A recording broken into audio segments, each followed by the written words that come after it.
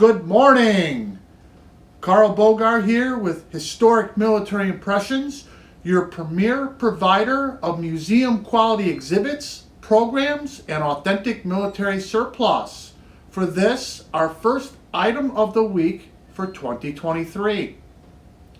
This week we're going to do something a little different. As you know, this week we opened up an exhibit of Army and military dress uniforms from roughly 1890 through World War II. So two of our uniforms here are Marine Corps Model 1912 uniforms. This one is the full dress blues, and this is the undress blues.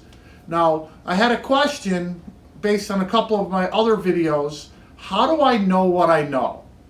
Well, it helps that I have a master's degree in military history from Norwich University, and I did the museum studies program at University of Wisconsin Parkside.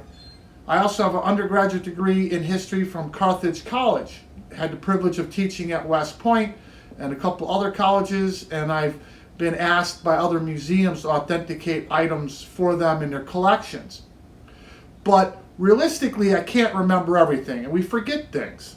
So here we have what we call the Howard Johnson Memorial Library, named after my grandfather. It has well over 1,000 books in it that we use for reference and research, that people can come in if they're looking for things, help us identify them.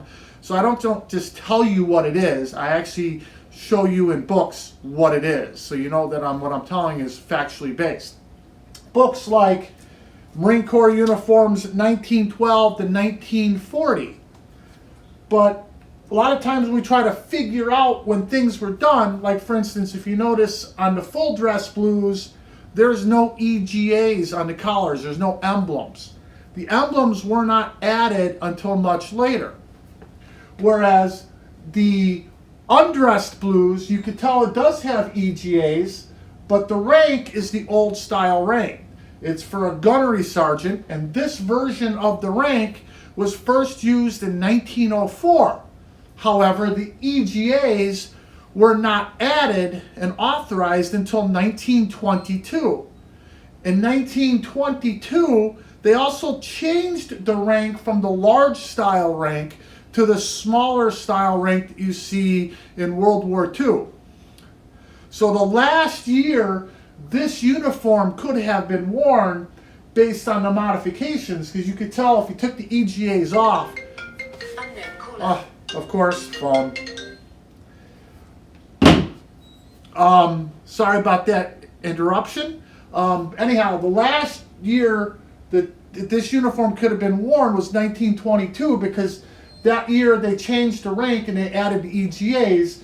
And if you took these EGAs off, you could tell that the holes for them were not machine sewn in within a little embroidery edge like you would see if they were designed to be there. They were punched through the fabric, and they're clearly larger holes.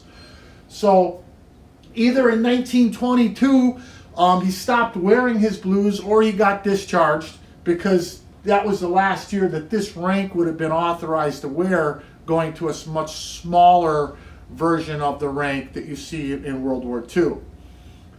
Well, I hope you found that useful. If you ever need any help doing any research, like I said, we do have a well-stocked library here. And as always, please share our videos with your friends, so help us build our audience. Please subscribe to our YouTube channel. If you have any comments, please send them to us. Thank you. I hope you have a great 2023, and hopefully you'll come on in and see some of the exciting changes that we're doing here. And thank you for your time, and have a great week.